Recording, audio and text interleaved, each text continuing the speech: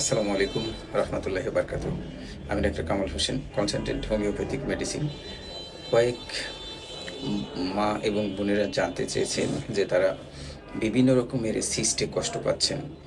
বেশিরভাগ সিস্টের মধ্যে রয়েছে যেমন ডারমাইট সিস্ট, চকলেট সিস্ট, আরও ব্যাথেলিয়ান সিস্ট। এই সমস্যার কারণে খুবই কষ্ট পাচ্ছেন। এই সমস্যা থেকে কিভাবে রিকভারি করতে পারবেন? দেখেন, সিস্ট কেন হয়?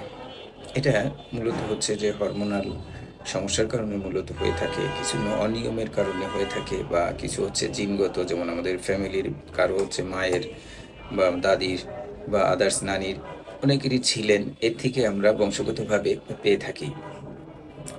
এই সিস্টের কারণে অনেকের মিন্সের সমস্যা হয়, সহবাস করতে কষ্ট হয়, সহবাসে অনিচ্ছা, সাদা স্রাব, বিভিন্ন রকমের সমস্যা হয়। অনেকেই আছেন যে তার মধ্যে সিস্টের অপারেশন করিয়েছেন। অপারেশন করার পরে এখন তার আর বেবি হচ্ছে না। বেবির জন্য মূলত এই সিস্টটা অপারেশন করেছিলেন যে সিস্ট অপারেশন করলে বেবি হবে, বাট হিতে বিপরীত হয়ে গিয়েছে।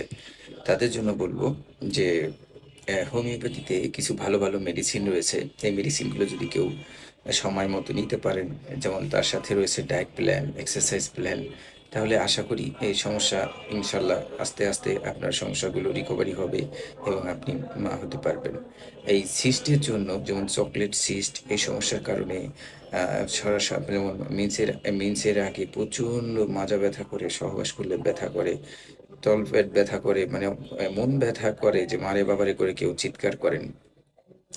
তো আমি বলব যে নাবুথিয়ান সিস্ট আছে কতগুলো, যেমন জরায়ুর যেমন যে ইয়েটা আছে জরায়ুর মুখ, এই জায়গাটার মধ্যে, এই জায়গাটার মধ্যে এখানে কারো হয়, এখানে হয়, এখানে এই পাশ দিয়ে হয় নাবুথিয়ান সিস্ট। এই সিস্টের জন্য অনেকেই কষ্ট পান, কারো পেকে যায়, যেমন মাসিকের আগে বা মাসিকের আগে ওইটা বড় হয়ে যায়, আবার মাসিক শেষ হলে, পিরিয়ডটা শেষ হলে আবার ওটা দেখা যায়। এই ধরনের সমস্যায় অনেক কষ্ট পাচ্ছেন।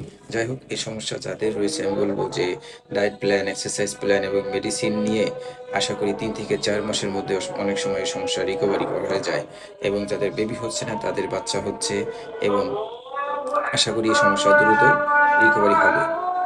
যাই হোক, অনেক কথা বলেছি, কথার মাঝে ভুল ত্রুটি হলে ক্ষমা সুন্দর দৃষ্টিতে দেখবেন। নিয়মিত নামাজ আদায় করবেন। আসসালামু আলাইকুম রহমতুল্লাহি ওয়া বারাকাতুহু।